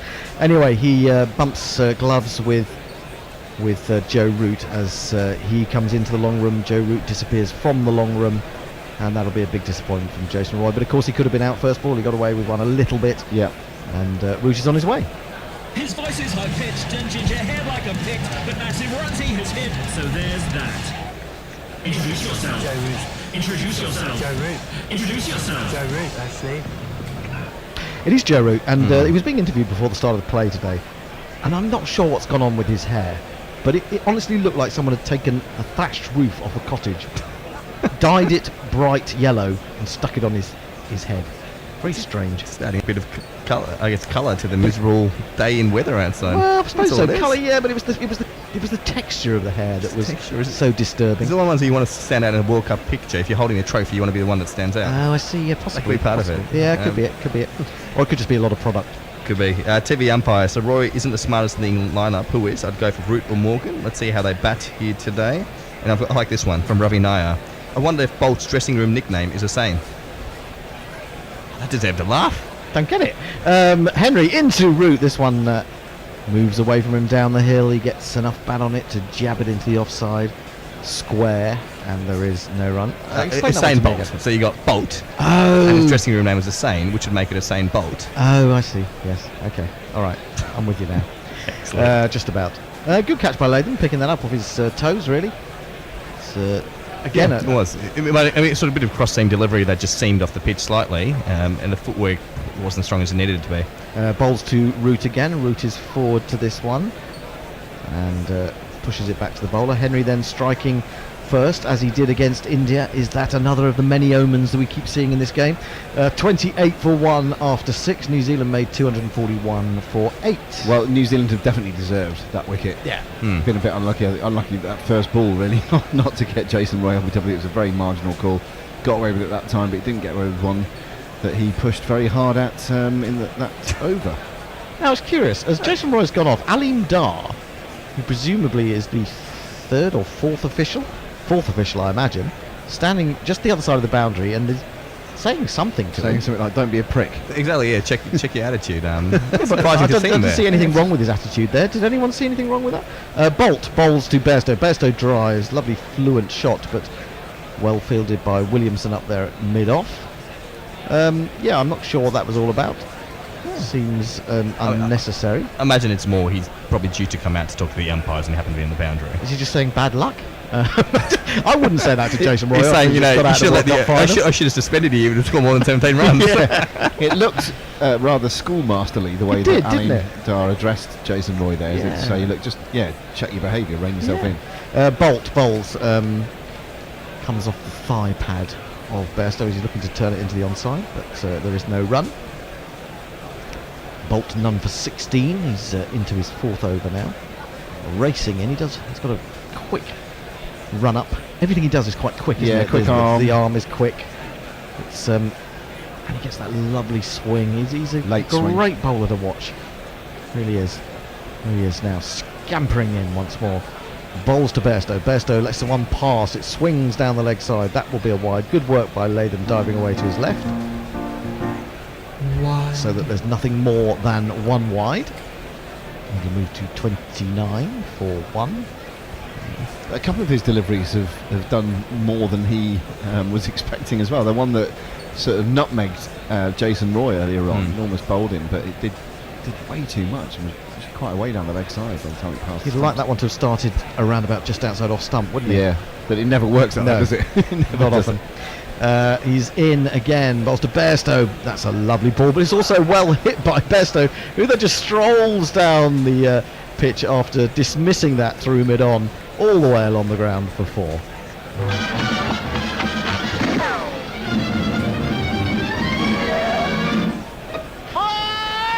That's a lovely on drive, which Lockie Ferguson couldn't reach. And as soon as he hit that Bairstow, that's 4. I'll just stroll on down, just have a little chat. Terrific cricket all round. It was a really good ball, that, and Johnny's just sort of leant on it and timed the ears off it through mid-on. Tremendous stuff. England 33 for 1. They need 242 to win. Bolt in again to Bairstow. This one goes the other way, but he rides with it and jabs it into the offside. And there is no run. Yeah, the one from Muttley, that 4 took us above the required run rate. It's coming home. Woof. Well, I suppose we have to think about Duckworth Lewis. I mean, there is cloud around, but we're told there's not going to be any rain. I think it'll be fine. It's just a case of scoring the runs. I just hope that Muttley is not whimpering later. Again, the ball is angled across Bairstow. A couple of decent deliveries there from Bolt, just changing the angle slightly. And 2 docked balls result. This one from Ravi Nair about Butler. He's everything. The beautifulest, the smartest, the talentedest. You to me are everything. I might write those lyrics for Josh Butler. Rewrite them. Yeah. I was on train with Tube the other day. This is outside the off stump and allowed to pass through by Johnny Bairstow. End of the over, 33 for 1 from 7. I was on the Tube the other day, coming home quite late at night, and a bunch of ladies got on, women, got on, and they started, I don't know where they'd been, but they started singing en masse, and The Real Thing was one of their favourites. You To Me or Everything. It wasn't a bad rendition, I have to say, from sort of 6 very good sloshed girls. Anyway, the latest news on... Were they singing it to you? No, not directly, although I was getting worried that they might. Novak has double faulted to hand. Federer the second set 6-1. Oh my goodness! Set a piece. Wow. Set a piece. Wow. Thanks, Evil Scooters gave us that info as well. Matt CL, watching Wimbledon on the laptop, World Cup final on TV, listening to commentary and Guerrilla Cricket. Not a bad way to spend Sunday. Henry into Root, who lets this one move away down the hill without recourse to playing a shot, and through to keep a no run. 33 for 1 from 7.1. Matt Henry is the leading wicket taker in overs 1 to 10 in this World Cup. That's pretty good, isn't it? 8 he has now, so he's a real new ball bowler. That is a great question. It is a good question. The next oval quiz that we do. Henry in again, bowls to Root. Root gets in behind this, defends back to the bowler. He's yet to score. Bairstow has 14, England are 33 for 1. We've seen a fair bit in this game where what I would call proper cricket or test match cricket is the way to go. So Roach, when he was bowling, was bowling good lines and lengths just outside the off stump. That was the right thing to do at that particular time in the game. And here, I think we're seeing Joe Root just settling into his innings. He thinks, if I bat normally, don't have to do anything stupid, I can do something great. Did happen against Sri Lanka though. They got into a bit of a rut. Root is forward to this one, probing around his off stump, but he defends into the extra cover area, and there is no run.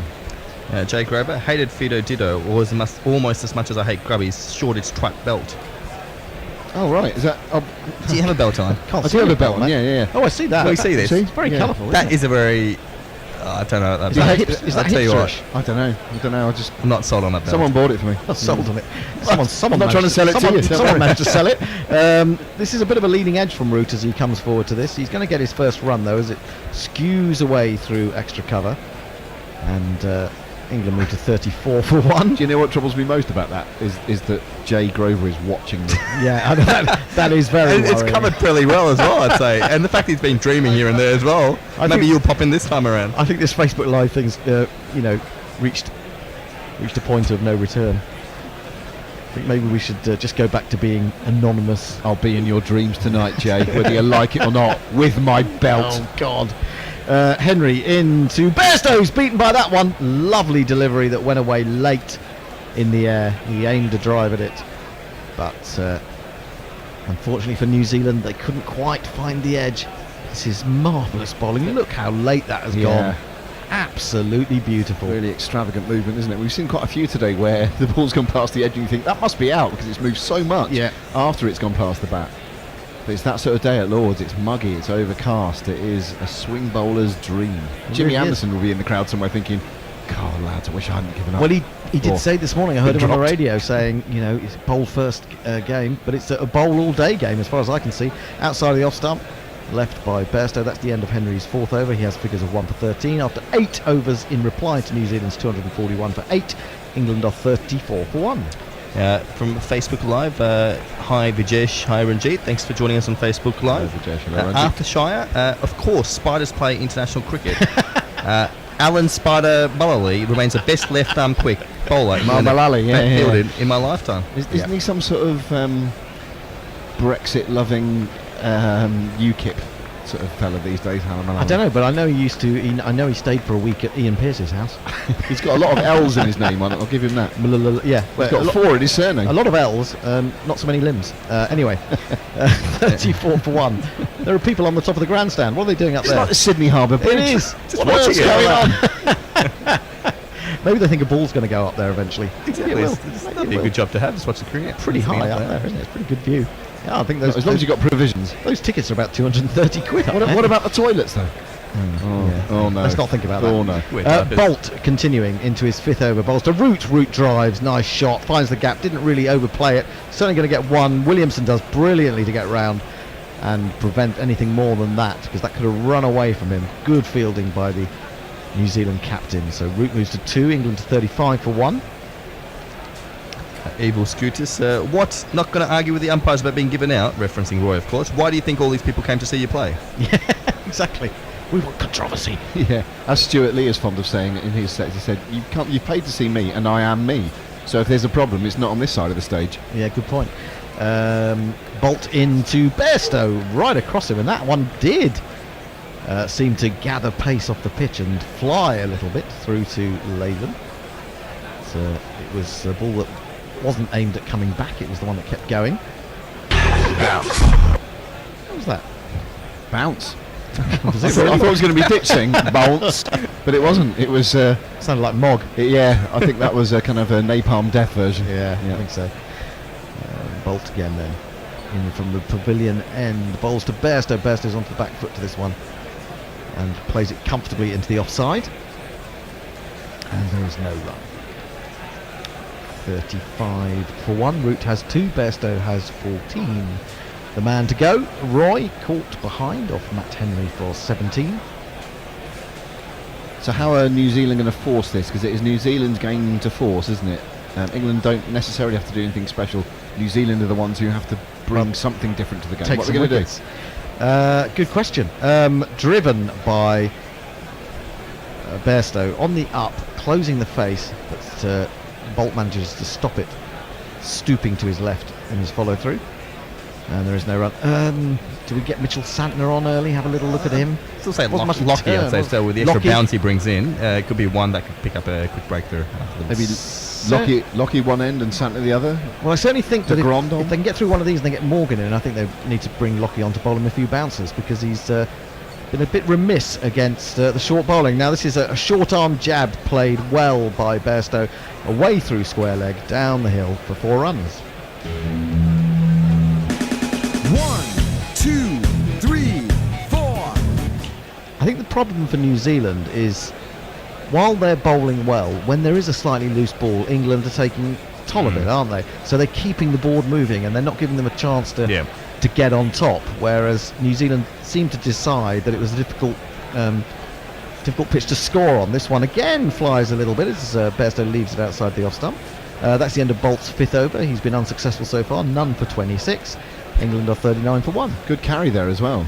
Yeah, certainly is. Bit of life on that picture. Jeff Perkins, so there's a new jingle for 4-4, hence the reason no one will expect one to exist. And the YouTube link, so one maybe we can have a look at a bit later. Anna Forsyth, Jason, all your shouting and clapping in the field has come to nothing. It came to 17. 17 runs. That's not bad. 17 runs in the World Cup final. A bit harsh. Marty Q, every ball that's bowled, we are one ball nearer to a batting collapse. I know we're a great team, but 50 years of hurt. Yeah, well, that's true. I mean, we know that as well as anyone. Henry starts a new over, bowls to Root. Root tries to flick this up to mid-on, looking for the single, won't get it. I saw our friend, our mole in the BBC setup, Dan Norcross, was on some show the other day, and he was. There were a couple of Australians on the panel saying, England are going to sort of walk this, they're going to take it in their stride, and Norcross just went, "This is the mind games. Even though you're not in the final, these are the mind games playing against us." Onto the back foot goes Root, trying to force, but Santner comes around at extra cover fields. There's no run. To which the Australians just went, "That's old England thinking that." You stop thinking that negative way. The thing is, as consumers of England's cricket over the last 30-40 years, we are not part of New England. We are seeped in old England. What can we do about it? It's going to take many years of this sort of cricket for us to be weaned off. That's a lovely ball by Henry. Beats Root as he comes forward. So good from Matt Henry. I've exhausted the Jaffa jingle, but there was another one. Yeah, definitely.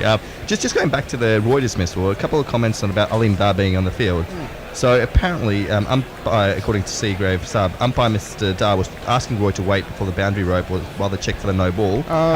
Jason Roy wasn't interested in it, and Devanshu was saying that he asked us for confirmation that the catch was clean. He was happy to wait. So it was just a few confirmations going on with the umpire. All right, thanks for that. Down the leg side, tickled by Root, or maybe it just came off a bit of pad, but Latham did well away to his left there to prevent it going away for any runs. So 4 more dot balls at the beginning of the 5th over from Henry. He's bowled really well and I'd say he deserves better figures than 1 for 13. 2 for 13? Would that 2 help? for 13. Next ball? That would certainly be better. Yeah, 2 for 91. Yeah. Strange the way they calibrate good bowling figures, isn't it, like that? Henry in again. Bowls to Root. Root's onto the back foot. That's a testing delivery. Pushes straight back to the bowler. There is no run. Oh, we are having a change at the end of this over. That's why Andy Ward has walked into the room. Who's he brought with him? He's bringing with him. He's brought Tony Bishop with him. Anyone else but Tony Bishop? Or is that it? Anyone else but Tony. Anyone but Tony. Final ball of the power play. Henry bowls to Root. Root comes forward, drives, comes off a thick inside edge to hit wicket, and there is no run. Off 10 overs, England chasing 241 to 242 to win are 39 for 1. Alternative cricket commentary, bringing you laughs, bringing you jingles, bringing you joy. We are Gorillas. We need your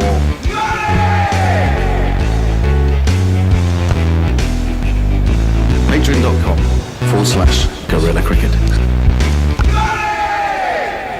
Yep, it's been a long old World Cup, and if you've enjoyed it and you're not a Patreon subscriber, please think about chipping in. Well, is it just me, or is this absolutely as tense as can be? I think it is. 39 for 1. We have a change of bowling.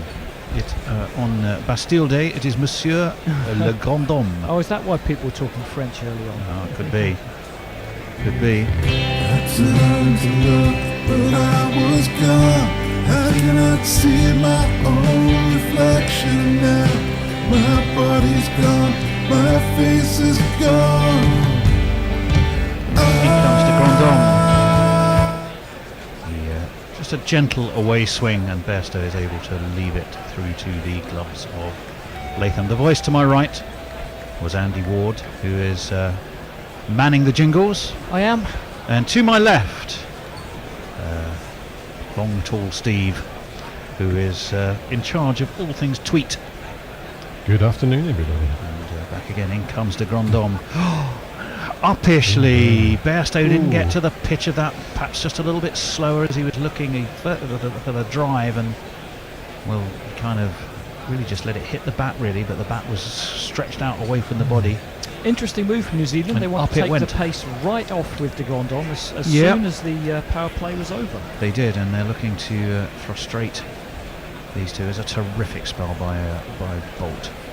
That one again is wide of Bairstow's off stump, but he quite literally turns his back on it and walks away, collecting his thoughts, conscious of destiny, but destiny has got many barriers on its way before it can be realised, I think.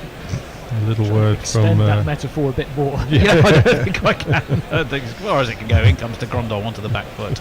Goes Bairstow, it's away to point, and there is no run. A little word from Josh Robinson. What a good job Roy didn't get suspended for the final. No chance of Vince getting a 20 ball 17.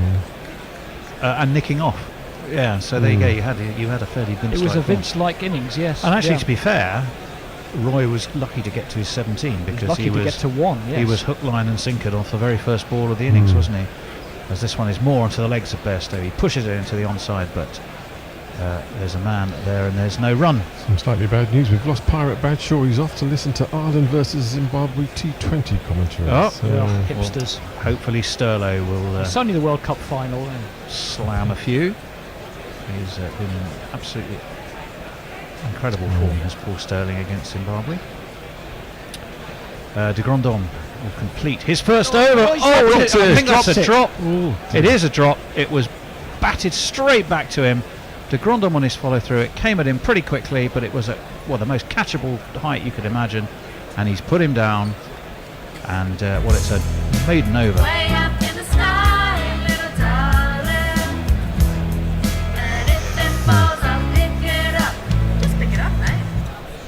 Got to be taking those to have a good chance here. It really wasn't a difficult one by the standards of a lot of court bowls. Indeed, and he'll be distraught with that one. But similar, it was get his head around it and dissimilar move on. to the one Bairstow played up to mid-off. Just too early. It was. He's too early on the shot. They're taking Mm. the pace off the ball. They're bowling very intelligently. They're getting a little bit of help, I think, from the Lord's wicket. And I think New Zealand are in an attack well suited for this wicket and these conditions. Bobby Bobberts, I think, is right. It's going to be a late night in Melbourne. Well, there will be, but watching the cricket, yes. But here, as this one, Root just dabs to backward point. I suppose. And there's no run. I suppose in theory every night's a late night. So. Yeah. Muttley, can you give a shout out to my fellow Kiwis who are both new listeners via FB, Matthew and Sean? Well, hello Matthew there. and Sean. Welcome indeed. And you must be right on the edge of your seats, because your team are well and truly in this contest. 2 slips in place as in comes Matt Henry. Forward comes Root, but he's just pushed it straight to wide mid-off, and there is no run. Now, Root's often a very quick starter, but he's been very watchful here. 2 off 15. Yeah. Very Kane William-esque. It's an esque, isn't it? Well, it has been. Out Kane Kane. Out Kane. Yep. Colin de Grandon seems to still have a smile on his face. As Root stands bat aloft. Ball bang on a length from Matt Henry, and Root just drops the bat on it, and again there's no run. The tension is palpable. Let's break the tension a bit. Anna Forsyth. We've established Latham is squashed Sam Curran. I've now decided Matt Henry is a stretched Josh Butler. Oh, okay. Good to know. There was a lovely article in the Sunday Times today, actually, about all the England players when they were kids and how they got into cricket. That one is pushed away into the onside, but no run. And Josh Butler, if you think he looks sort of quite angelic now. I mean, he genuinely was about the age of 12, I think, is when this picture was taken. He just looks the most adorable little lad. And there's a picture of him with, I can't remember who the picture's being taken with.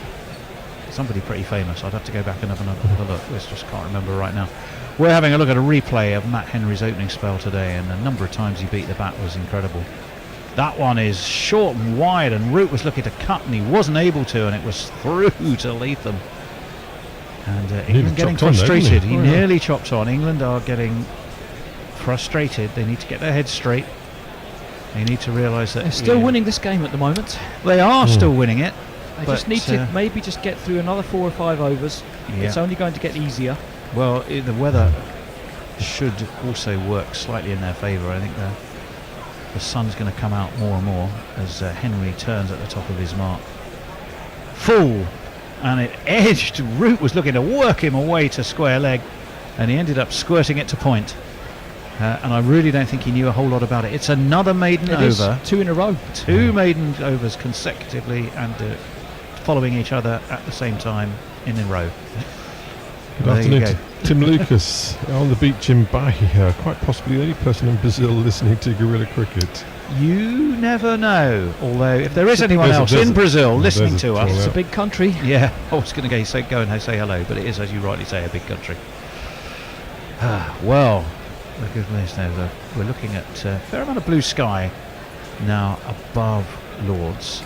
England need 203 more. This one is worked off his hit by Bairstow, past umpire Damascena at square leg, and they will take 1. So 40 up for England. Bairstow 19 not out. Roy gone, of course, for 17, caught behind. Joe Root 2 not out off 19. And it is hard going for these England batsmen. Well, people do sometimes criticise England for not being adaptable with their batting. They're trying their best. They're trying their best right now as de Grandhomme is in. That's quite floaty outside of off stump, taking all the pace off the ball.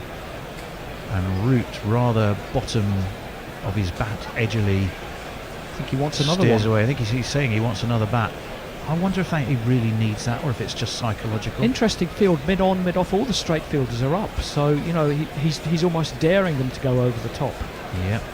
The thing is, psychologically, this one is diving to his right, de Grandhomme, for a big fella, quite agile, and again it keeps that stranglehold on. There's no run. Just the one single for the over. The batsman trying to get down the track to one of these. Go down the track and pump him over his head. We've not. So have we seen Lockie Ferguson yet? No, not we yet, haven't, no. have we? No. He's de Grandhomme's been there on board. You go. And you called it, Andy. Root does come down the track, pushes it away to deep mid wicket. Henry Nicholls is the man down there, and again it will just be a single. Now, do you think a top quality wicketkeeper might be standing up here? For balls of this speed, yes, I think you would expect that. De Grandon clearly has a definite policy to wibble and wobble it and try and maximise what he's getting out of the conditions, whilst also taking the pace off the ball. And he's You can bowling already see from the batsman's pavilion outside end. his crease. That one again is flicked away to mid-wicket by Bairstow, but straight to the fielder. And again, there is no runners. Only 78 miles an hour from Colin de Grandon. I mean, de Grandon's bowling everything in the 70s. He is. Honestly, I think a Ben Folkes would be standing up here. Yeah. I think Josh Butler would. I think a Johnny Bairstow would. 41 for 1, England. They're going to grind this and work at it as Bairstow's up onto his toes, pushed out to Trent Bolt at wide mid-on. Jay Grover they will take a single. Jay Grover on Twitter. Growing up in the 80s, I still find it physically confusing to recognise England ever having won ever. Anything. I understand the feeling. Yes. I mean, in the great scheme of things, it's one World T20 in terms of one-day cricket. Am I right? That's cricket, their only ICC trophy. Of Yes. course, the women won the Women's World Cup, but hey. Yes, and we must never forget that. 200 needed from 37 overs for England. So that is a landmark of sorts reached for sure. Steve Kelly, is very true. Sad but true, we are conditioned, inured to England cricketing failure as a result of witnessing it for decades. Well, I think you could take away the word England, And sporting failure, just not just cricket. You complete it by saying we do so love a bit of gallows humour. That's indeed. the problem. The problem is not being inured to it. The problem is liking it, and that's a bit too much for my. Matt Henry's going to continue anyway, so he's going to bowl now his 7th over. So they really see that they've got an opportunity with him to make that other breakthrough. There's Matthew Hoggard. We've just seen this one is full and right on middle stump, and Bairstow's forward to push it away into the onside, but there's no run. It's a tight stranglehold this New Zealand attack is got around England necks. But I think they'll be looking. They're going to be selective, but I think if you get the right ball, you will see a big shot before it's too long. Yeah, well, the current run rate is 3.19. The required run rate is 5.43 now. As Matt Henry will be right on over and in again. Bairstow takes his hand off that drive. There's a way into the offside. A lot of applause from the field. Guptill was... okay, right to the bottom of that. It was. 42 for 1. The T-boy, just a little message for you. Could you guys talk a little quieter? I'm trying to watch the tennis. Oh, sorry about that. Got a volume switch, haven't you? Yeah, indeed. Henry turns on his mark. Bowling from the nursery end. Oh, and it's left. It's quite a late leave, though, from Bairstow. It looked as though he was shaping to play it. Again, it was not the quickest. And it seemed to me as though Bairstow was thinking in terms of looking for a drive there, and then almost at the last minute helicoptered his bat over the top of it, periscoped his bat over the top of it, and it was through again to Latham. There's 3 on the leg side and 5 on the off, including the 2 slips, Right. and this is beautifully flicked away through mid-wicket by Johnny Bairstow, and that will go to the mid-wicket boundary for 4.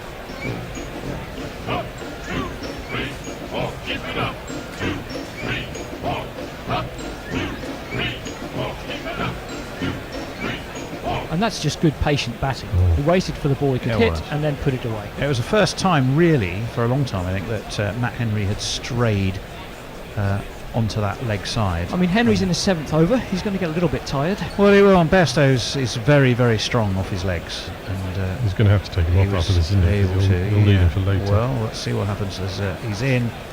And that inside edged, and how that didn't crash into Bairstow's stumps, I don't know. As it is, it's rocketed off down the hill in front of the pavilion, and is 4 more. It's Nissan She. It's Nissan She. I'll tell you what, if Johnny Bairstow wants to put on a Sky Sports masterclass about how to miss the stumps with those, I'm signing up. Well, again, it was, he did get a foot, got a big foot forward to it, didn't he? But how that didn't rocket back into his stumps, I don't know. The bat was a long way from the body. It was Leo suggesting that she thinks the Bairstow drop was a tactical drop. interesting. Why risk Morgan coming in when the angry ginger has a strike rate of 54? Well, in comes Henry, and this one is up onto his toes by Bairstow. Pushes it to mid-wicket they can gallop a pretty quick single. It will conclude that over. So it sounds expensive in terms of fact it was for 9, but it doesn't really tell the full truth about everything that happened in that over, does it, Steve? A little update for you. Sterling's gone for a duck off the first ball. Oh, Sterlo. Well, he's just been mullering runs for fun off poor old Zimbabwe, so perhaps they were due a bit of and indeed Mike Taylor has on that. Mike Taylor has tweeted in to say, I'm listening in Rio de Janeiro. Another, which is so in Brazil, there we and go. not the name of a footballer, so we knew that. So. Okay. Well, good to have you with us as ever. One of our regular listeners, which is wonderful. 51 for 1, so the 50 is up for England in that over. Colin de Grandon, who has none for 3 from 2 overs, he's starting his third, and this is pushed back to him by Bairstow. This time though along the ground, and Bairstow again de Grandon, for a biggish fellow, is very quick to get down and field off his own bowling. We're looking at a rather concerned looking England balcony. You've got Rashid and Moeen Ali next to Jason Roy. Well, no, actually, they're laughing. They're having a bit of a laugh, so that's a good thing. De Grandon is in, pushed away to Trent Boult, who is at mid-on, and an easy single. Well, was he taken. has gone back to long on. They have put one man back straight. Well, it's not that deep though. No, correct. He was certainly outside the circle though. Yeah, He's maybe coming back up for Root, who's still on 3 off 22. So when was the last time Root only scored 3 off 22? It'll be a long time. Because normally every time Root's in, we normally look up and go, hang on, he's got to 50. How did he do that? Well, it just seems to happen almost, invisibly. As this one is driven through the covers, it evades the first field. It won't evade the fielder riding that extra cover boundary though, and it will be 2. So Root will move on to 5. And he'll feel a bit better about that. We're having a look at the drop of Johnny Bairstow by Colin de Grandon. So tough when you're in your follow through, isn't it? As a quicker bowler. I mean, he's not that quick at the moment, de Grandon, but who's he quicker than? Well, not that many. Rashid. But through his it was right into his follow through as Roots onto the back foot, dabs that down Root's to starting to gully. nurdle now. Yep, he's gone into nudge nurdle mode and.